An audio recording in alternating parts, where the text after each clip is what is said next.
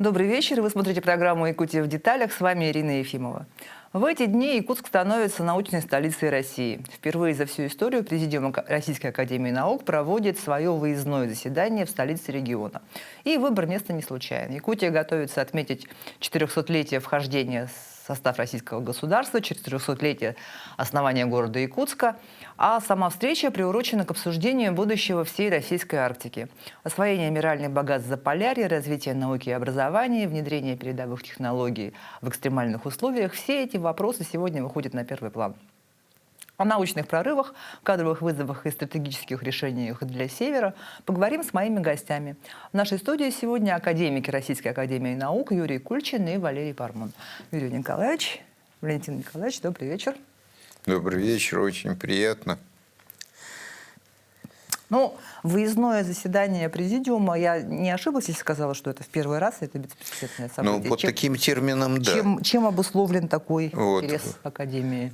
На самом деле мы выезжаем в большом коллективе уже не первый раз. Это, по-моему, третий раз. Как региональное отделение. Да, как региональное отделение и проблемы регионального развития науки. Значит, вы помните, что в прошлом году был юбилей 500-летие начала освоения Северного морского пути, был специальный указ, 300-летие экспедиции Беринга, которую проводила Академия наук, та еще дореволюционный год. Ну и, безусловно, важнейшим событием было столетие первой комплексной академической якутской экспедиции сюда. Это была потрясающая важная экспедиция. В которой началось вообще все освоение ресурсов. Да. Освоение ресурсов и развитие республики как ее результат. Вот. Но надо сказать, что, к сожалению, когда мы обсуждали результаты этой экспедиции, выяснилось, что далеко не все материалы, которые были подготовлены, экспедиция работала 5 лет, были опубликованы и доступны сейчас. То есть очень много первичных материалов хранится в разных библиотеках. Это про первую экспедицию мы говорим, которую Максим Кирович Амосов инициировал. Которая была в 25 году, 1925 году. Да. Вот. Очень много было наработано, опубликован только первый том. Как оказалось, это даже не по результатам экспедиции, а по результатам, которые готовила экспедиция. Вот. А остальные результаты, они в библиотеках. Значит, оцифровка возможна, но это тоже требует решительности, ну и, безусловно, определенных финансирований. Так уже же новая экспедиция нужна, назрел же момент, или как вы считаете? Все правильно, конечно, потому что это даже здорово, что нужно создавать новую экспедицию, поскольку у нас есть точка отсчета, с которой мы можем смотреть, какие изменения произошли вот здесь, на этой территории. За 100 лет наверняка же там поменялось и... Все поменялось. Конечно, конечно. Но так всегда, если мы не знаем историю, то очень трудно говорить про будущее. То есть стало ясно, какие направления неожиданные стали прорывом. Вот в 20-е годы прошлого столетия никто не думал про алмазы. А для Якутии алмазные трубки, они были в 50-е годы обнаружены. Ну и до сих пор это бюджетообразующий, в общем, для всего региона. Вот, то есть это геологи, это в том числе те, кто занимается гуманитарными проблемами, проблема малочисленных народов, изолированных популяций, это очень важно, это сохранение языка, сохранение традиций, это особенности медицины, это все очень важно. А все-таки вот алмазы их нашли в 50-е годы. Да. В месторождении открыли. Но о том, что они есть, уже первая экспедиция знала или нет? Нет. Не предполагала? Нет, это даже не предполагали. Вот. Почти случай был, дело случая, что нашли руду, которая, в общем, это не дело случая, это целенаправленная работа академиков. Вот. Но то, что нашли, это был результат больших экспедиций, не сразу нашли. Но вот сейчас экспедиция действительно нужна. Сейчас экспедиция нужна, потому что, да, алмазно-добывающая отрасль является ключевой для республики, но ситуация на рынке алмазов очень нехорошая. Да, мы подробно обсуждали недавно в одном из эфиров Да, во-первых, искусственные бриллианты. Искусственные алмазы. Искусственные алмазы, да, которые запрещено Вот, называть да, бриллиантами. включая искусственные алмазы типа ювелирных с намного более низкой ценой. Но это, безусловно, истощение трубок, которые разрабатываются на протяжении уже более 50 лет. Хорошо, но давайте все-таки к президиуму. Да? Почему вот президиум? Чем обусловлен такой интерес? Ну, смотрите, президиум — это все же не только региональное отделение, да, здесь собрались ученые, значит, из разных территорий, да, поэтому именно здесь важно сейчас обсудить те проблемы, с которыми сталкивается республика, да, и попытаться их, как бы, начать решать сообща. Да, вот поэтому вот для этого, собственно говоря, президиум здесь и проводится. Да. Специалисты разного уровня, разного профиля здесь оказались. Да. Тема заседания «Арктика. Территория новых стратегических инновационных решений». Да. Вот ключевое слово именно «Арктика». Почему? Потому что будущее России в значительной мере будет зависеть от освоенности, от освоения арктических территорий. Это территории огромные. Если под Арктикой считать то, что связано и с многолетними мерзлыми грунтами, то это процентов сколько? 50-60 территории России. И Да. какие сегодня вот рубежи и вызовы стоят перед наукой в арктическом именно направлении? Да, ну, давайте начнем с этого. Ну, мы видим, значит, какую сейчас проблему. Да? Проблема, связанная с глобальным изменением климата. То есть это, она затрагивает как бы всю Землю, да, то есть, но так случилось, что в Арктике более быстро эти процессы начали протекать. А что значит изменение, значит, климата? Это изменение того состояния, которое сейчас есть. Начинает отходить вечная мерзлота. Вскрываются, значит, источники, значит, парниковых газов. То есть это очередная такая проблема. Да. Второе, идет заболачивание территорий. Вот. В-третьих, здесь, конечно, возникают проблемы, связанные с тем, что под вечной мерзлотой там находились патогены, которые много, может, тысячи лет даже были, в общем-то, в таком спящем состоянии. То есть могут появиться новые болезни. Вот. Это как бы первая такая задача, с которой надо, в общем-то, серьезно заниматься. Да. Вот, потому что под нее нужно искать проблемы, не только проблемы, но еще и пути решения. Да. Вот, допустим, ну, понятно, что мы можем посмотреть, что глобальное потепление, да, оно приводит к тому, что, значит, климат изменился, другие растения появятся, да, откроются новые возможности для развития сельского хозяйства, да, для развития туризма. Значит. Все это может привлечь дополнительные сюда и средства, и инвестиции, значит, создать новые условия жизни здесь, на территории. Второе, это, конечно, то, что очень богатые минеральные ресурсы здесь, на территории Якутии, да, и северных территорий. Но так получилось, что они все недоразведаны, многие из них недоразведаны. Да? То есть нужно провести доразведку, посмотреть, значит, а дальше их нужно как бы аттестовать.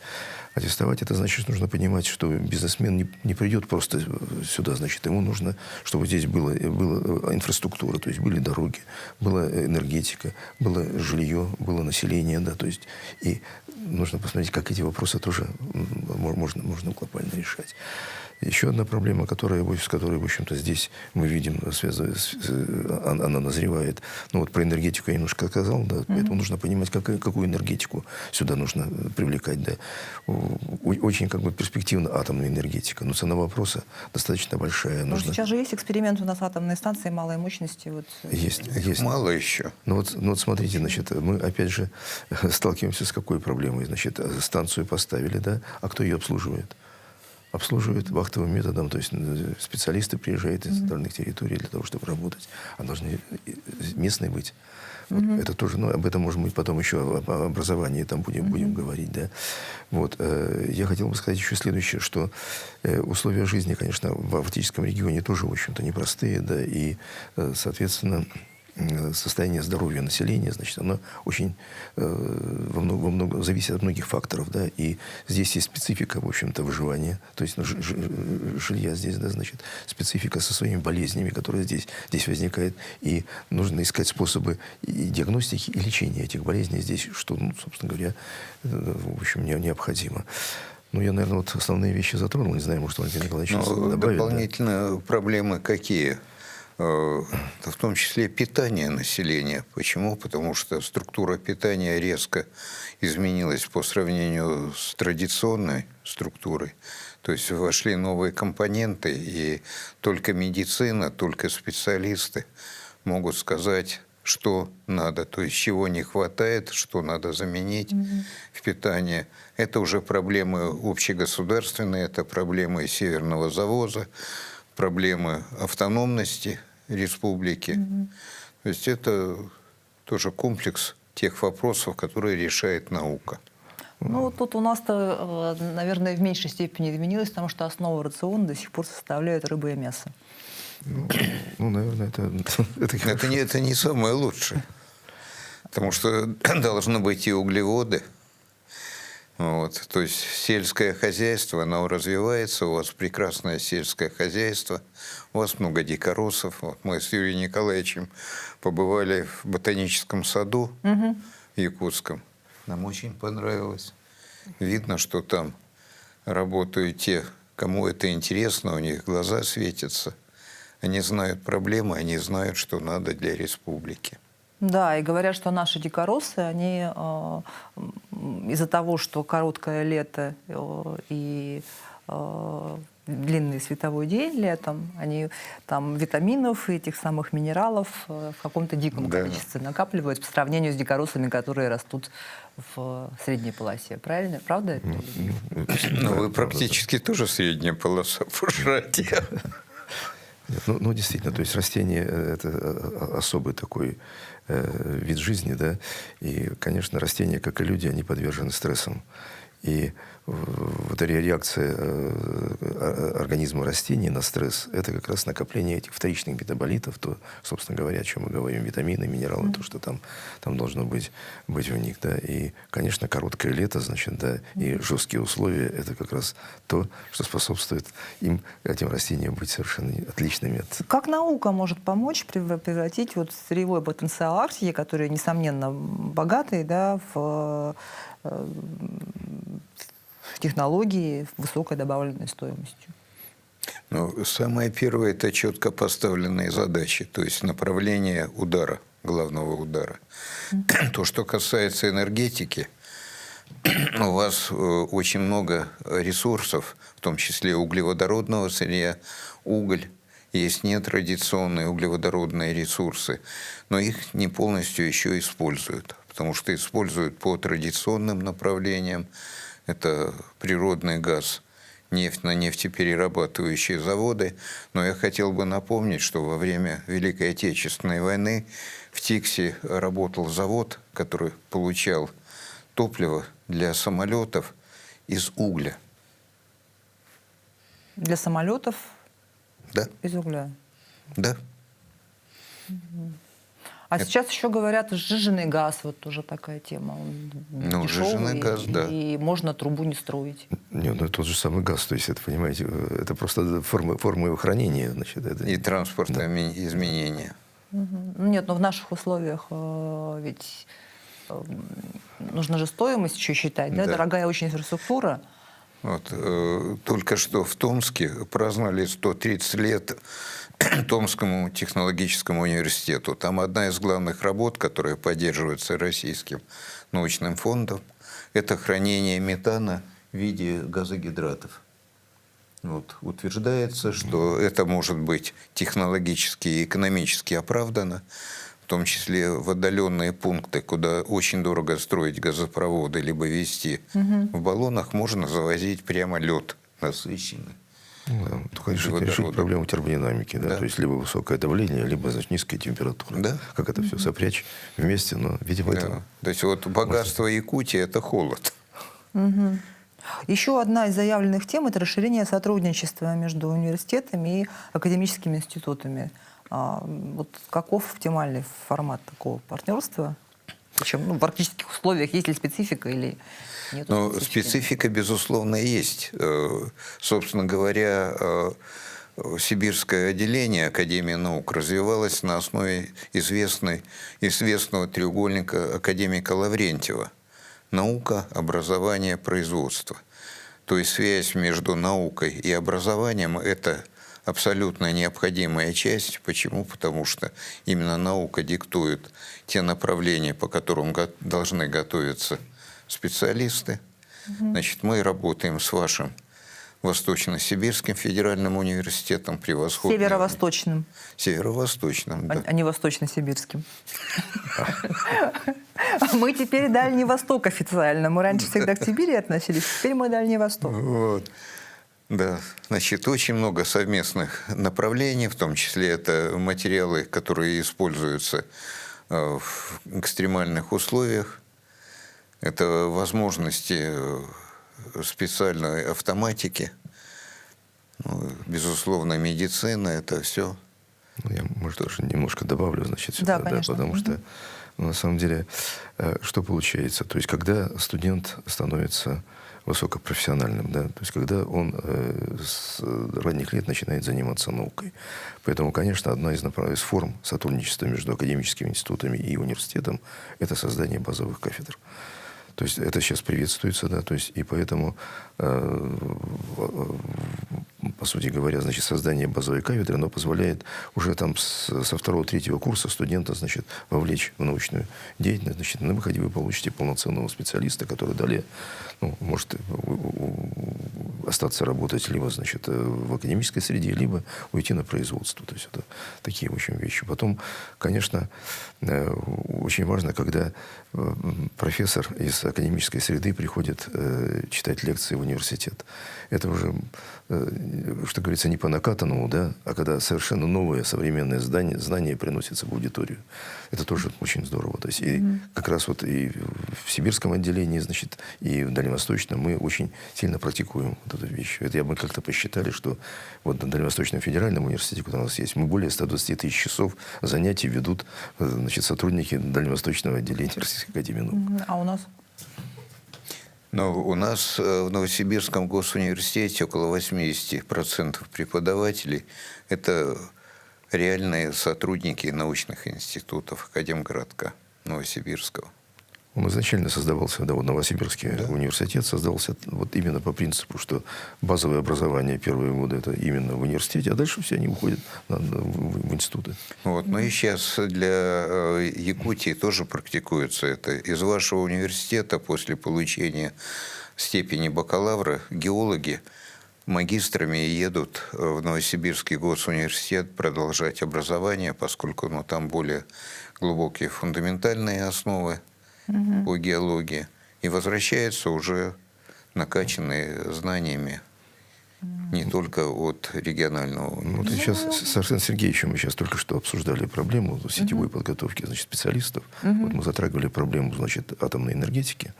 И специалистов надо готовить. И вот сейчас мы как бы проговорили о том, что есть такая возможность, значит, студентов... С главой региона, Арсеном Сергеевичем Николаевым, я для зрителей поясняю. Да. Студентов с 3-го курса, значит, физических факультетов, значит, можно отправлять на учебу в Москву. То есть они там еще 3 года будут учиться, значит, да, полностью погружаться в систему. Но вернуться здесь, защитят диплом и останутся работать здесь. Конечно, намного проще вернуться домой, чем москвича либо подмосковника после окончания университета попытаться привлечь работой в Арктике. Вообще, вот если чуть-чуть отвлечься, да, на вот эту тему подготовки кадров для науки, одно время же было, ну вот вообще никто не хотел в науку идти, да, все шли на там, юристы, экономисты, бизнес и так далее. Вот сейчас вот в последнее время вы чувствуете, что молодой приток идет? Чувствую, но молодежи очень мало, потому что сейчас демографическая яма. То есть молодежи в принципе мало, Да. не только в науке. Не только в науке. Нет, ну, мы вот на Дальнем Востоке не испытываем как бы недостатка молодых, да, то есть у нас более 30%, значит, это молодые сотрудники, вот, в институтах работают. Ну, потому что мы все понимаем, что для того, чтобы это было, надо работать с университетами, да. Поэтому все у нас, в общем-то, ученые с удовольствием это делают. Ну и наши научные институты тоже все работают с То есть, федеральными ну да, мы же не видим разницы здесь. Вот мы приезжаем сюда, мы как будто вот я приезжаю в родную стихию, да, то есть, по сути говоря, и Якутский научный центр, да, значит, и Якутская академия наук, значит, это все прямо, значит, действительно. Давайте ближе к вашим научным интересам. Вот вы, Юрий Николаевич, специалист в области лазерной физики и фотоники. Какие оптические и лазерные методы диагностики могут быть востребованы для мониторинга арктических территорий? Вечной мерзлоты и атмосферных процессов. Ну, очень много. То есть, ну, во-первых, конечно, это лидарные комплексы, то есть это лазерные локаторы, которые могут дистанционно, значит, мониторировать состояние атмосферы, значит, да, и как по вертикали, так и по горизонтали. То есть такие технологии у нас отработаны, их, в общем-то, легко можно здесь использовать. Второе, наверное, направление, связанное с вечной мерзлотой, то есть целые системы фотонных датчиков существуют, распределенных, так называемых, да, которые могут быть использованы для того, чтобы реально смотреть, что происходит с фундаментами домов, там, личного здания, сооружений, да, это самое.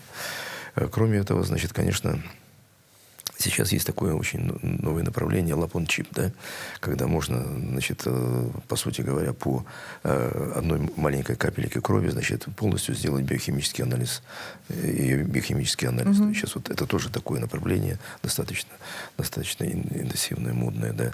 Третье, значит, это решение вопросов сельского хозяйства. То есть вот то, что сейчас мы делаем, сейчас развивается новое научное направление абсолютно. Оно называется агробиофотоника. Агробиофотоника. Да. Это когда вы светом полностью управляете развитием растений. Вы можете светом заставить растение вытянуться, зацвести. Можете убить растение, значит, можете вот заставить его нарабатывать вот это самое новые вторичные метаболиты. И это очень перспективно. Почему? Потому что здесь используются светодиодные управляемые излучения и теплицы, современные теплицы именно нужно делать вот на этом. Это экономично, значит, и очень особенно эффективно. в Арктике в условиях этой полярной ночи, да? Да, это, наверное, просто идеально. И можно создать целые города. Вот сейчас же проблема полярной ночи, она в чем? Что человек испытывает недостаток солнечного света. А вот комбинируя вот эти светодиодные источники, можно создать солнечное освещение. И вы можете в агломерации, да, сделать под куполом, значит, целые поселки, да, у которых вы можете восход солнца, заход его. Это будет абсолютно солнце. Абсолютно солнце то же самое, которое есть. И витамин D будет? Абсолютно. И никакой депрессии от недостатка солнечного света. Это абсолютно новое. И рыбий жир не надо пить. Не, ну рыбий жир это всегда надо пить. Значит, это самое. Я не думаю, что это самое так надо. Но вот это действительно новое направление научное, то, что сейчас вот будет, и мы его сейчас активно продвигаем. Значит, я думаю, что это, наверное, не все, что можно сказать. Еще где можно использовать. Это фотоника, это не только, значит, сейчас же все говорят про аддитивные технологии, да? То есть, когда мы можем, значит, изделие, значит, вырастить, то есть, как из пластилина, по сути говоря, влепить его, да, то есть послойно. Это как раз лазерные системы, которые позволяют это делать. Это тоже такие наработки у нас есть, мы готовы их использовать. Можно чистить все объекты вот, различного рода грязи и наростов, значит, это тоже используя лазерное излучение. То есть это широкий спектр, где можно использовать фотонику, в общем-то, да. Интересно. А ваши научные интересы связаны с каталитическими процессами в энергетических технологиях? Ну, в значительной мере, да. Вот как они востребованы для глубокой переработки? Значит, надо сказать, что гордостью сибирского отделения Академии наук является то, что как раз наши химические институты во главе с институтом катализа полностью обеспечили импортонезависимость России в катализаторах для получения любых видов моторных топлив. То есть какие бы ни были санкции, до тех пор, пока будут работать заводы нефтеперерабатывающие, у нас будет нефть и, так сказать, нефтяное сырье, мы можем получать любые виды моторных топлив. То есть А вот и более водородные, того, немножко да? дополню, да? Да. Потому что даже, допустим, 5% повышения эффективности переработки, когда речь идет о миллионах тонн, да, представляете, да, сколько, какой эффект экономический? Да. Типичная единичная мощность нефтепереработки 1 миллион тонн в год. 5% это значит 50 тысяч тонн топлива в год мы можем получать больше. Причем нужного качества, нужной экологической чистоты. Значит, для Якутии могут быть интересны те технологии, которые малотоннажные, можно ставить недалеко от тех источников углеводородов, которые есть. Есть очень большие проблемы с сопутствующими газами нефтяными, потому что их очень часто сжигают, а на самом деле сжигать их не надо. Их можно, вот вы затронули слово «водород», их можно переработать в водород, содержащие смеси, все это каталитические технологии. Ну и на самом деле, если говорить шире, то получение специальных видов пластиков. Вот одна из работ Института катализа, которая ведется вместе и с университетом, и с Якутским научным центром, это получение композитных материалов на основе сверхвысокомолекулярного полиэтилена. Вот. Это сверхпрочный полимер, который получают по технологии на катализаторах Института катализа. Но дальше композитные материалы уже умеют делать у вас в Якутском научном центре и испытывать их. Ну, если помечтать, то вообще можно делать как что, отказаться от нефтеперегонных заводов, да, а прямо нефть из трубы берете, да, ставите катализатор и разделяете все на фракции. На перспективу. Это я так подбрасываю. Это так у нас есть технология бициклар называется. То есть она существует, эта технология? Она уже существует? Или она разрабатывается? Она была проверена на месторождениях углеводородных в европейской части России на уровне опытно-промышленной. Значит, суть заключается в том, что на самом деле каталитические технологии очень сильно зависят от экономической ситуации в стране. Каким образом? Потому что меняются интересы страны, меняется ценовая политика. Допустим, надо от бензинов перейти на дизельное топливо. Вот. Надо получать меньше мазута, меньше битума, либо наоборот, все это зависит от экономики. А химики уже обеспечивают вот эту вот подвижность.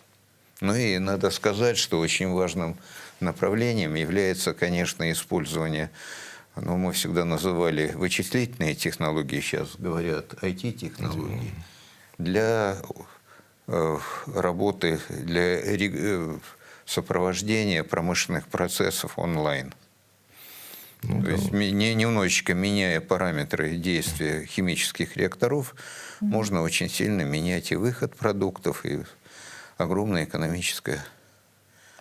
Да, вот сейчас у нас в Институте автоматики и процессового управления, вот в дальневосточном отделении мы занимаемся разработкой таких вот интеллектуальных систем, где отслеживается работа всех колонн, и там действительно, то есть это очень большой экономический эффект, это внедренные результаты, значит, их можно использовать.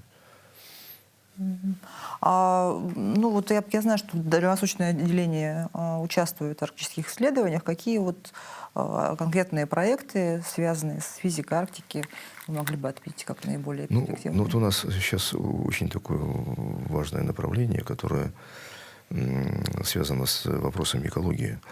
То есть уход вечной мерзлоты, мерзлота уходит не только на суше, но уходит и в океане. И в океане там, конечно, под вот этой крышкой мерзлоты, там очень большие скопления метана. И мы вот сейчас стали наблюдать вот эти выбросы метана. То есть их сейчас мониторируем, вот планируем, что у нас на будущий год будет большая экспедиция сюда, вот, где мы будем исследовать эти процессы.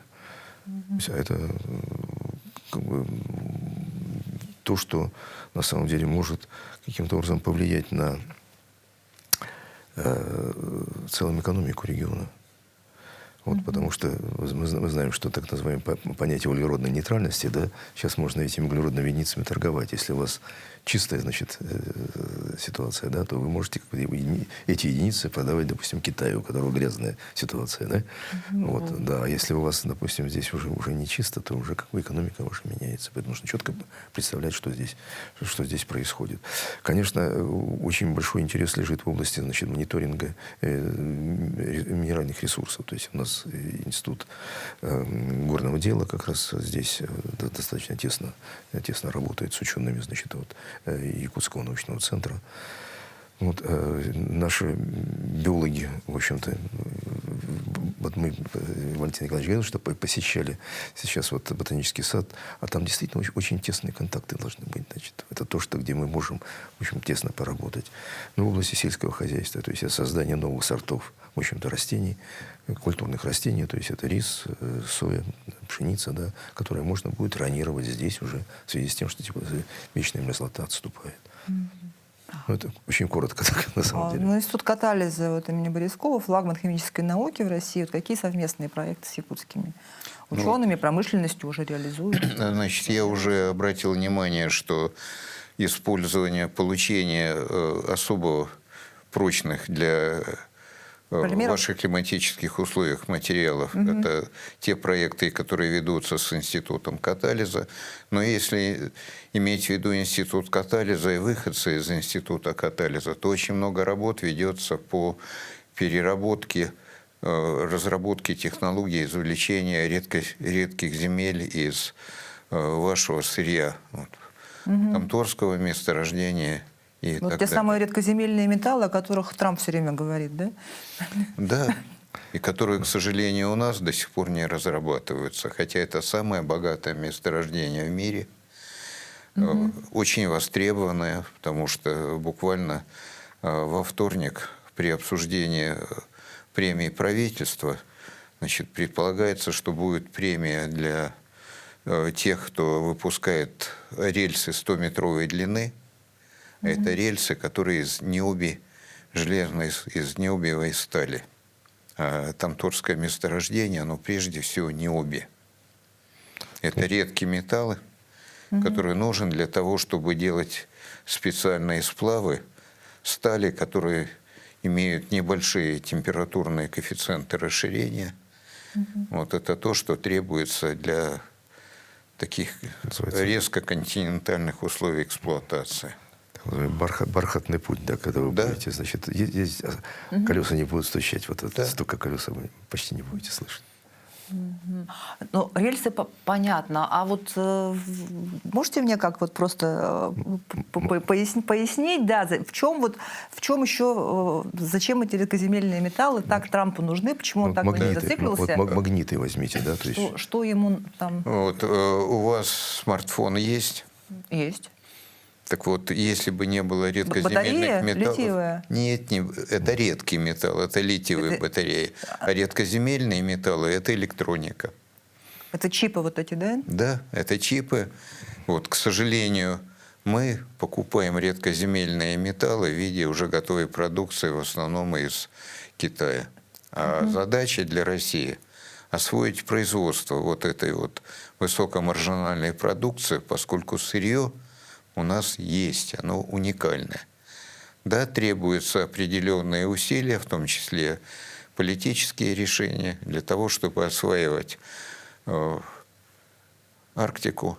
Но в стратегии социально-экономического развития арктической зоны упоминаются два месторождения. Это Тамторское и Попегайское. Вот. Если Тамтор – это редкие земли, то Попегайское месторождение – это уникальное месторождение, где самые твердые минералы, которые даже человек не умеет получать, они получились при ударе астероида вот в то место, где находится Попегай. Вот. Это, кстати, очень многие работы и производство высокомаржинальной продукции можно организовывать непосредственно То есть... на территории Якутии. Ого! Это То есть мы тут будем добывать вот эти редкоземельные металлы. Ну, по крайней мере, первичную продукцию, продукцию первичной переработки. И здесь делать эти, да? Вот. Да. Это прям технологический суверенитет, о котором, Ну, если о котором хотите, говорят. да, это не суверенитет страны. Это... То, что президент ставит задачу, Да. технологический суверенитет России, да? Да. Вот. Такая возможность есть. И мы как раз руководству Республики Саха-Якутия все время напоминаем о том, что надо думать вперед и думать о перепрофилировании тех моногородов, которые были построены вокруг алмазных трубок. Вот. Все равно в какой-то момент они перестают уже по экономике быть выгодными, а жители там есть, высокообразованные, то есть есть инфраструктура готовая. Вот на этих территориях надо думать, что можно производить в виде конечной продукции. Не очень традиционной для Якутии с точки зрения предыдущей политики производства. Ну, это вот если говорить прямо на большую стратегию, да, развития. Да. Это в том числе Перспективы. возможность развития фармацевтической промышленности. Там не требуются большие энергетические ресурсы, а у вас природные ресурсы – это и растительное сырье особого качества, ну и синтетика, у вас прекрасные химики. Вот, все это можно делать. Да, и надо думать, конечно, о севере. То есть север тоже, в общем-то, это определенные ресурсы на территории, да. И шельф, конечно, Северного Ледовитого океана очень слабо изучен. Вот, поэтому там могут быть залежи и золота, и минералов, значит, и тех же редких земель, да, и плюс еще гидробионты. То, что, собственно говоря, сейчас очень выгодно использовать не только как продукты питания, но и как средства для фармацевтической промышленности. Ну и, наконец-таки, если говорить про перспективы развития арктической зоны, вот Сибирь, агропромышленный комплекс, он требует дополнительного фосфора. У нас нет фосфора в наших... Это зона черноземов, в том числе и Якутия зона черноземов, тоненьких, но черноземов. Но не хватает фосфора. Фосфор заводят сейчас из Мурманской области. Вот. В то время как есть месторождение фосфора, в том числе в арктической зоне. Кстати, рядом с Попегаем и Тамтором. По итогам заседания в Якутске будут сформулированы научные решения для развития Арктики. Вот эти рекомендации войдут туда? Но мы работаем регулярно. Это наша задача. Мы работаем с Якутским научным центром, с вашими отдельными институтами академическими, с университетами. Вот. Ну, здесь что хорошо. Есть программа научно-технологического развития Якутии, да? Есть программа комплексного, значит, использования научного потенциала. И вот то, что сейчас мы здесь собрались, и о чем мы говорили и будем говорить, да, это может войти в определенные стратегии дальнейшего развития республики. То есть это вот чрезвычайно важно, увидеть приоритеты, потому что мы приехали со стороны, свежим взглядом мы видим нечто более новое, то, что, в общем-то, не всегда видно. Да, спасибо вам огромное. Ну что ж, благодарю за беседу. Получается, что Арктика продолжает оставаться точкой притяжения. На этом выпуск программы «Якутия в деталях» подошел к концу. С вами была Ирина Ефимова. Смотрите нас по будням в 19:15. Расскажем обо всем в деталях.